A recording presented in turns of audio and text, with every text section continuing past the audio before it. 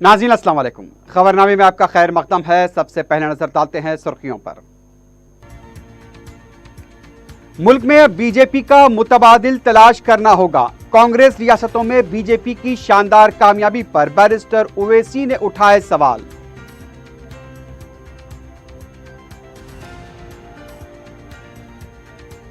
TRS के मुंतखबा अरकान parliament की केसीआर से मुलाकात। कविता और दूसरी नशिस्तों पर शिकस्त के असबाब का भी लिया गया जायजा।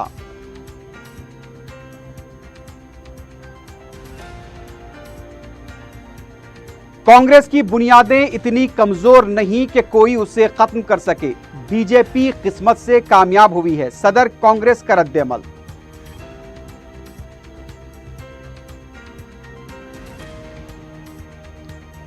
रियासत के तमाम सरकारी व खानगी स्कूल्स में तालीम का आगाज 12 जून से होगा। रियासती हुकूमत के अहकाम।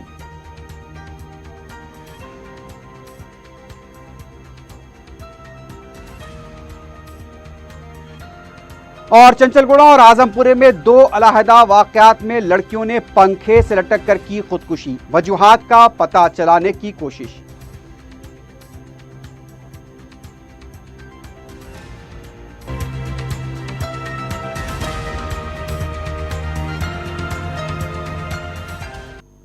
सुर्खियां आपने देखी है, बढ़ते हैं खबरों की तफसील की जानिब।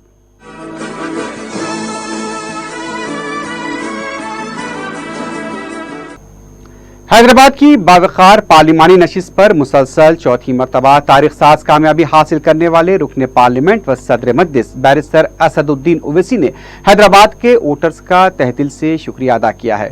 4TV के नुमाइंदे मोहम्मद सलीम से बात करते हुए उन्होंने कहा कि हैदराबाद के अवाम ने उन जैसे कमजोर शख्स को चौथी मरतबा अपने वोट, टाउन और दुआओं और चाहतों के जरिए ताकत बख्शी है, जिसके लिए वो उनके शुक्रगुजार हैं और उनसे वादा भी करते हैं कि हस्ब रिवायत बेबाकी के साथ उनके मसाइल हल करवाएंगे। उन्होंने उलमा, मशाइखीन, अराकीन असम्बली, अराकीन बलदिया, मजलिस के मुकामी जिम्मेदारों का भी शुक्रिया अदा करते हुए कहा कि मजलिस के लिए ये एक तारीखी मरहला है कि उसके अरकान पार्लियामेंट की तादाद 2 हो गई है। उन्होंने औरंगाबाद से अपनी क़ल्बी व रूहानी ताल्लुक़ का जिक्र करते हुए औरंगाबाद के अवाम, बिलखुसूस दलितों व सेकुलर अवाम से इज़हार तशक्कुर किया। मैं दिल की गहराइयों से हैदराबाद की राय दहिंदगान को, हैदराबाद की अवाम का शुक्रिया अदा करना चाहता हूँ कि उन्होंने मुझ जैसे इस कमज़ोर आदमी को चौथी मरतबा हैदराबाद की पार्लियामेंट की सीट पर कामयाबी दिलाई। मैं हैदराबाद के उन तमाम मोअज़्ज़ज़ मशाइखीन का, उलमा का, ज़िम्मेदारान का, हमारे पार्टी के तमाम मेंबर्स का, मेरे सदर मोतमदीन का, अराकीन बल्दिया का, इन तमाम का शुक्रिया अदा करता हूँ कि इनकी दुआएं और इनकी जुस्तजू की बिना पर मजलिस इत्तेहादुल मुस्लिमीन को हैदराबाद की पार्लियामेंट की सीट पर कामयाबी मिली। और मैं पूरी कोशिश करूँगा कि जो भरोसा मुझ पर किया गया है, और यकीनन ये एक बड़ा ही एक ऐसे मरहले से हमारा मुल्क गुजर रहा है कि जिसमें हम देखते हैं कि बीजेपी को 300 से ज़ायद उनके अराकीन पार्लियामान जीत कर आते हैं। मुझे यकीन है अल्लाह की ज़ात पर, और मैं नाउम्मीद नहीं हूँ। और जिस बेबाकी के साथ हमने पिछले 5 साल, बल्कि मजलिस की तारीख़ रही है, हमने हमेशा बेबाकी और बेबाकी के साथ और बेखौफ होकर आवाम के मसलों को, अक़लियतों की बात को उठाया है। इंशाअल्लाह उसी तरह से मेरा रवैया रहेगा।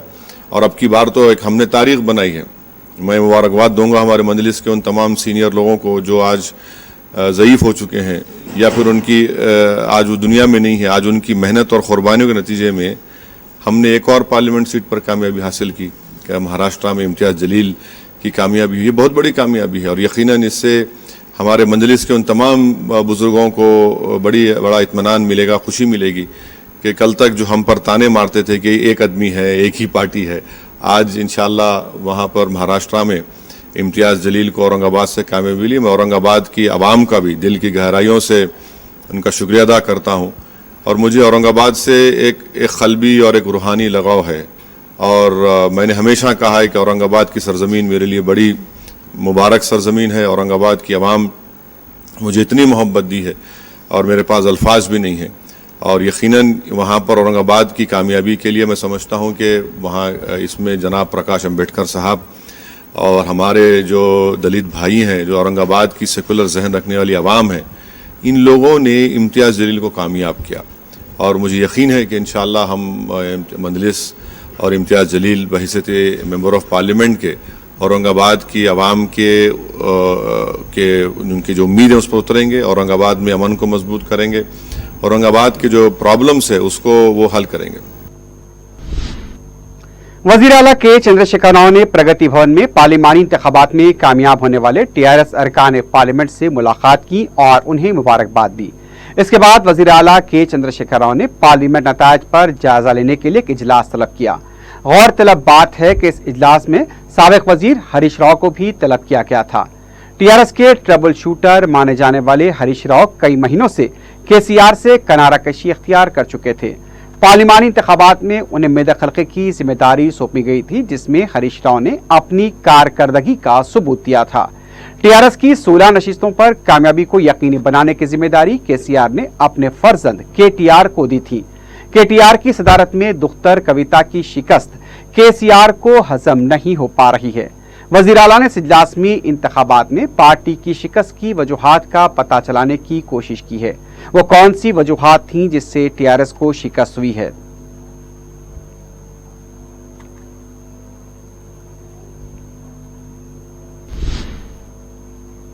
सदर पीसीसी उत्तम कुमार रेड्डी ने कहा कि कांग्रेस की बुनियादें इतनी कमजोर नहीं कि कोई उसे खत्म कर सके।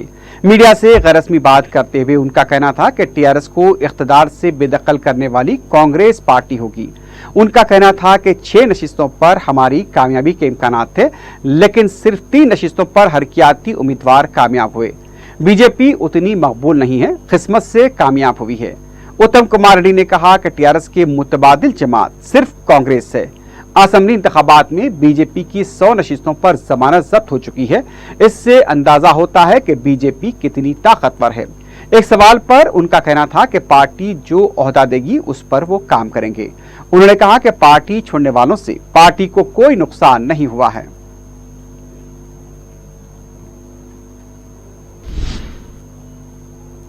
साबिक रुकन पार्लियामेंट कोंडा विश्वेश्वर रेड्डी ने कहा कि उनका सियासी कत्ल करने केसीआर और केटीआर ने साजिश की है। मीडिया से बात करते हुए उनका कहना था कि इख्तिदार का गलत इस्तेमाल करते हुए कारकुनों के खिलाफ गलत मुकदमे दायर करके उन्हें खौफजदा किया गया।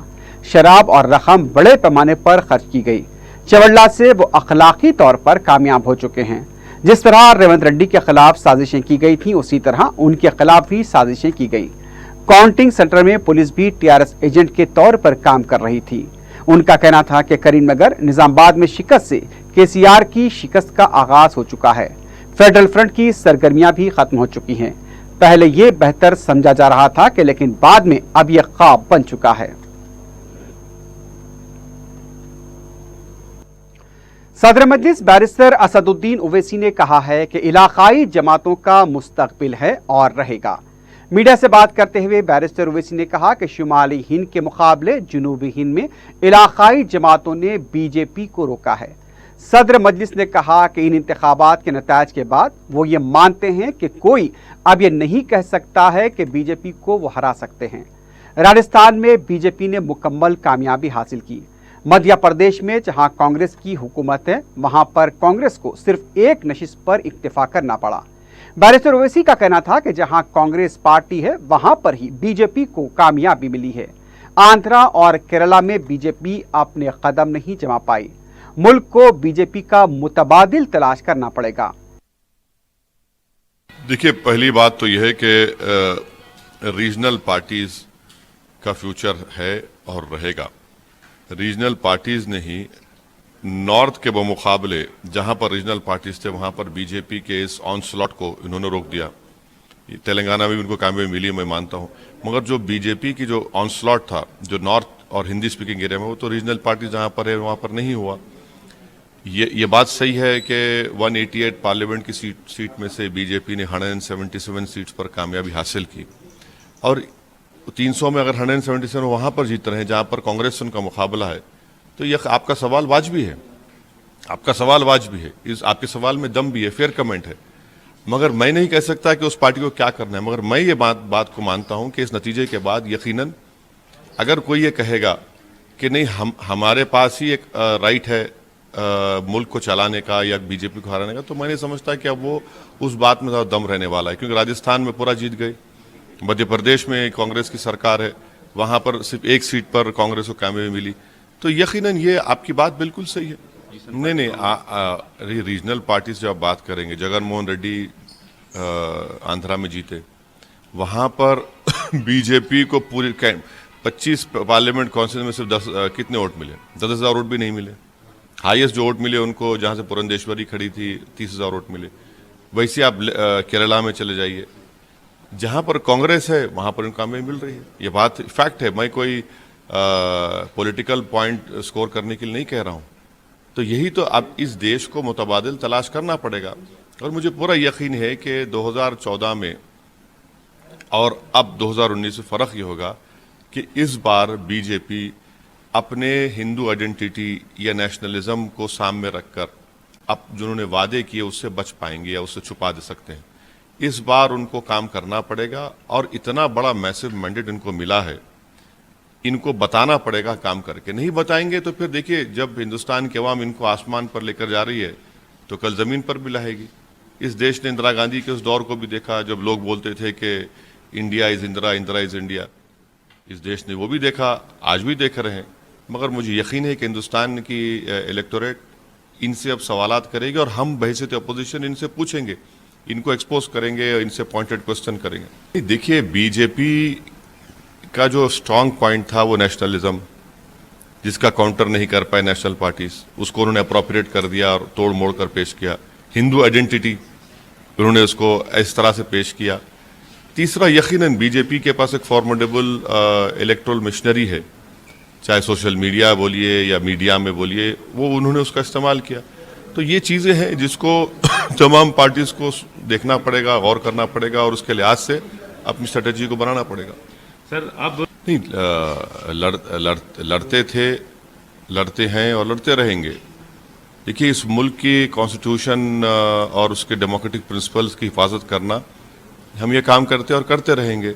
मगर साथ ही साथ हम ये समझते हैं कि अब जो हम पर इल्ज़ाम लगता था हमेशा कि भाई आपके जाने से वोट कट जाते हैं, आपके जाने से बीजेपी जीत जाती है, वो तमाम इल्ज़ाम झूठे साबित हुए, क्योंकि आप ही नहीं रोक पा रहे हैं। तो अब हम ये फैसला कर चुके हैं कि हम जाएंगे उन स्टेट्स में, वहाँ पर अपनी पार्टी को मजबूत करेंगे, संगठन को मजबूत करेंगे।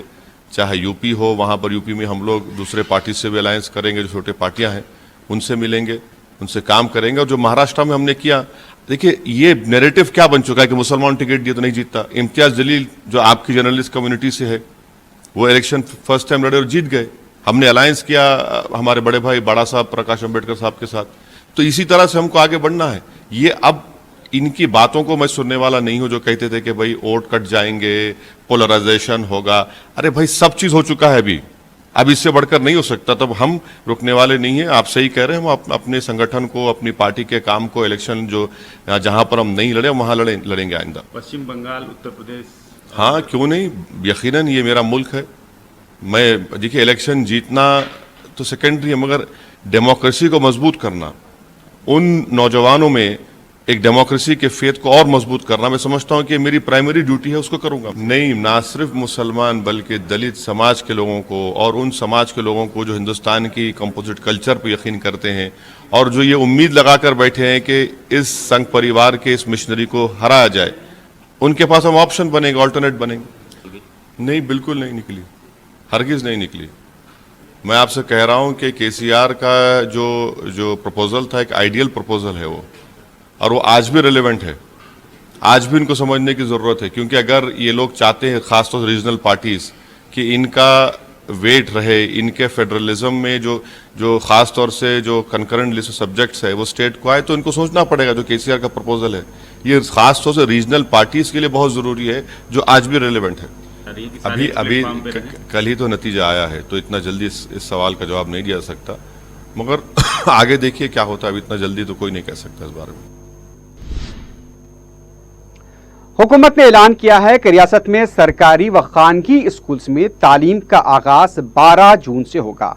इस सिलसिले में महकमा तालीम की तरफ से अहकाम जारी करते हुए रियासत में गर्मी की शिद्दत के पेश नज़र हुकूमत ने 1 जून के बजाय तालीमी इदारों यानी कि स्कूल्स में कुशादगी 12 जून से करने का फैसला किया है। इस सिलसिले में तमाम सरकारी व खानगी स्कूल्स को इत्तला दे दी गई है।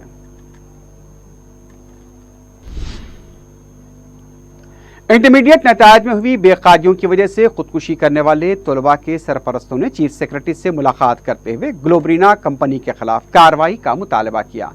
मुलाकात के बाद मीडिया से बात करते हुए डी अशोक ने कहा कि इंटरमीडिएट में नतायज की बेकायदियां हुई हैं, इसकी तहकीकात बरसरे खिदमत जज के जरिए कराई जाए। वजीर तालीम जगदीश्वर रेड्डी को फौरन मुअत्तल किया जाए। उनका कहना था कि खुदकुशी करने वाले तलबा को 50 लाख रुपए एक्स ग्रेशिया दिया जाए और खातियों के खिलाफ कार्रवाई की जाए।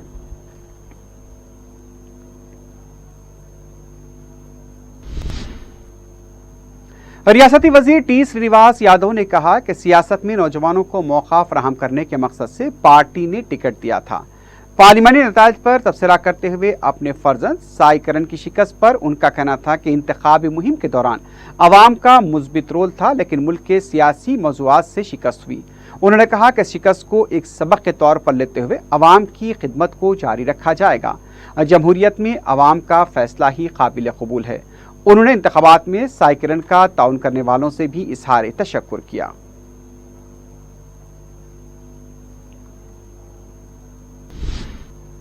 रियासती कांग्रेस की तरफ से लोकसभा इंतखाबात नतायज और जिला परिषद के लिए हुए इंतखाबात का जायजा लिया जाएगा। हफ्ते के दिन आला सतह इजलास उत्तम कुमार रेड्डी की सदारत में मुनक्किद होगा। इजलास में पीसीसी आमला अरकान, कुल हिंद कांग्रेस कमेटी के सेक्रेटरी, जिले सुदूर और पार्लियामेंट उम्मीदवार शिरकत करेंगे। पार्लिमानी इंतखाबात के नतायज और 27 मई को जिला परिषद नतायज और अरकान कौंसिल के इंतखाबात पर भी तबादला ख्याल किया जाएगा। तेलंगाना बीजेपी के सदर डॉक्टर लक्ष्मण ने कहा कि बीजेपी हटाओ के नारे को अवाम ने हटा दिया है। तेलंगाना में 4 नशिस्तों पर कामयाबी की खुशी में तकरीब और रैली का एहतमाम किया गया। इस मौके पर डॉक्टर लक्ष्मण ने कहा कि कन्याकुमार को मुल्क के अवाम ने तीसरा मुकाम दिया है। उनका कहना था कि तेलंगाना के बाहर टीआरएस खोटा सिक्का है। उनका कहना था कि नतायज देखकर केटीआर की जबान लड़खड़ा रही है। हैदराबाद बीजेपी का अड्डा बन चुका है। केटीआर आंख खोल कर देखे, बीजेपी दिखाई देगी।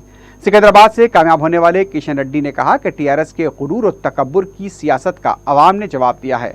उनका कहना था कि अम्बेडकर के आईन के सामने आमिराना हुकूमत नहीं चलेगी। उन्होंने उन तमाम का शुक्रिया अदा किया जिन्होंने उनकी कामयाबी के लिए काम किया।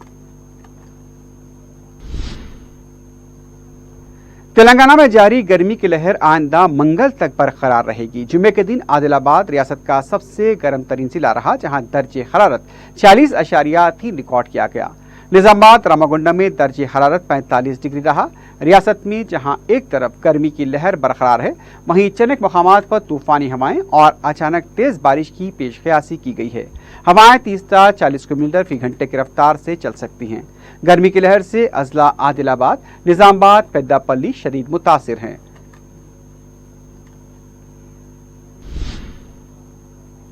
मलकपेट आजमपुरे में नौजवान लड़की की खुदकुशी का अफसोसनाक वाकया पेश आया है। तफसीलात के मुताबिक 25 साल अमरीन करवी कॉल सेंटर में मुलाजमत किया करती थी। मुतवफिया बीदर की साकिन बताई गई है, जो कि फिलहाल हैदराबाद में मुकीम थी। मालूम हुआ कि जब घर में कोई नहीं था, अमरीन ने पंखे से लटक कर खुदकुशी कर ली। इतला मिलने पर चादरघाट पुलिस ने मुकाम वाकया पहुंचकर तफसीलात हासिल की। लाश को पोस्टमार्टम के लिए दवाखाना मुंतकिल कर दिया गया है। खुदकुशी की वजह का पता नहीं चल पाया है।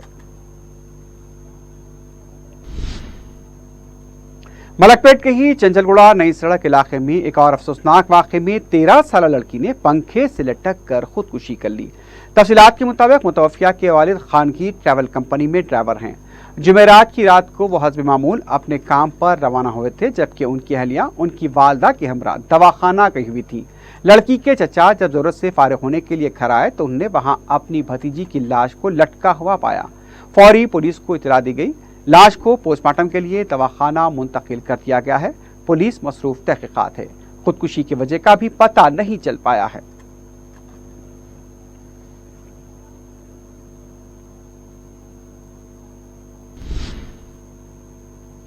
बहादुरपुरा सड़क पर जुमेरात की रात बेकाबू वाटर टैंकर के उलट जाने से ट्रैफिक मसदूद होकर रह गई। मुकामी वाक़े पर टैंकर काफी देर तक उल्टा पड़ा रहा। पुलिस की आमद में ताखीर की वजह से मुकामी अवाम और राहरू अफराद ने टैंकर को सड़क पर से हटाकर किनारे तक पहुंचाया। इस वाक़े की वजह से मसरूफ शाहरा पर काफी देर तक ट्रैफिक जाम रही।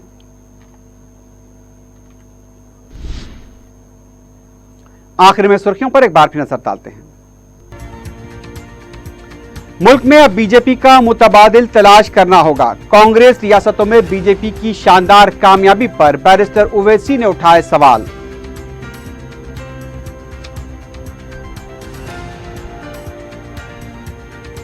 टीआरएस के मुंतखबा अरकान पार्लियामेंट की केसीआर से मुलाकात, कविता और दूसरी नशिस्तों पर शिकस्त के असबाब का भी लिया गया जायजा।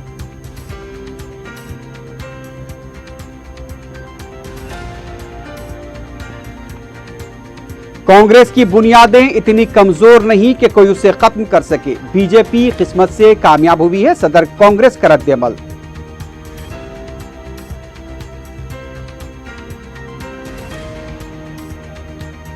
रियासत में तमाम सरकारी व खानगी स्कूल्स में तालीम का दोबारा आगाज 12 जून से होगा। रियासती हुकूमत के अहकाम।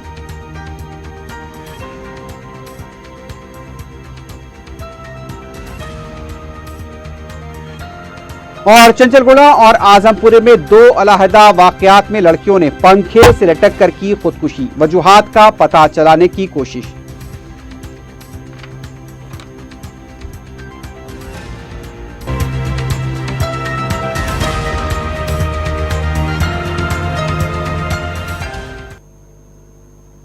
इसी के साथ ही खबरनामा अख्ताम को पहुंचता है। अल्लाह हाफिज।